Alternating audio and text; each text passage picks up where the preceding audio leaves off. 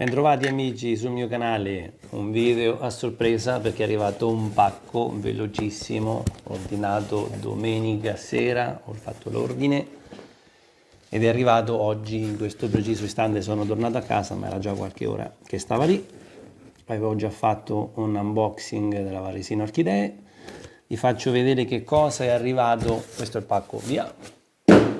Allora, sono tornato a casa da poco e quindi le piante erano già arrivate, penso, questa mattina. Non è passate, penso, non sono passate 48 ore e benissimo. Vediamo a vedere cosa ho preso. Andiamo a aprire, speriamo di non far danni. C'erano delle piante che mi interessavano particolarmente, le ho prese e sono arrivate. Questa qui dovrebbe essere, la riconosco, vedrai che è lei, esatto. Questa moccica, perché è una dracula. Voglio vedere questa dracula, la Lotax, che effetto avrà in casa. Non è difficile perché è da clima intermedio, quindi prendetela tranquillamente perché le dracula sono un po' particolari, un po' sofisticate e vogliono temperature molto fresche. Questa è da clima intermedio, è quella che ha la faccina che assomiglia alla scimmietta che sorride.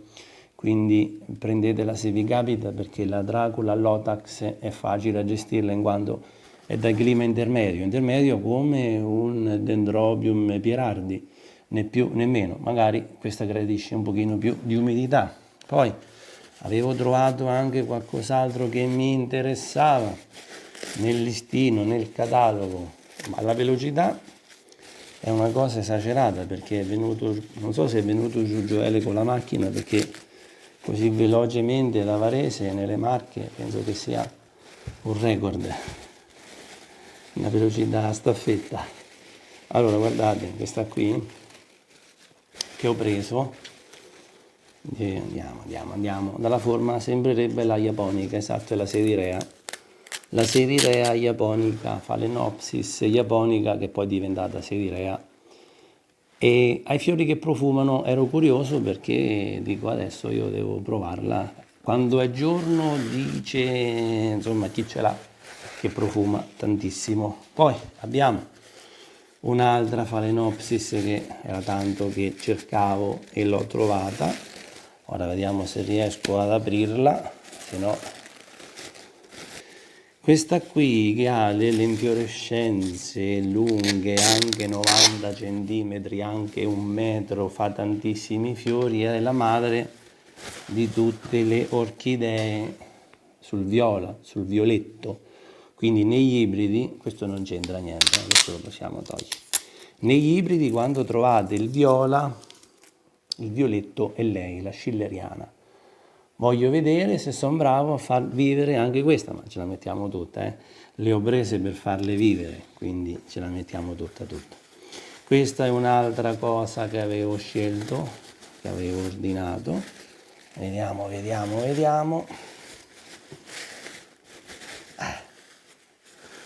Questa è una Masdevalia. Ora devo stare attento ad aprirla perché c'è il fiorellino, questa fiorisce primavera, tarda primavera, inizio estate, quindi ci siamo.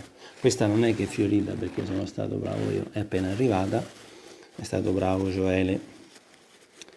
Ok, eccola qua, questa è la Masdevalia, pure è clima intermedio fresco, quindi con la Dracula dovrebbero andare abbastanza d'accordo come temperature. Sono sempre piante orchidee che devono rimanere abbastanza umide. Questo è il fiore della Masdevalia, eccolo qua il nome, Coccinea, Masdevalia Coccinea. Eccola qua, già il primo fiore, poi ne seguiranno altri.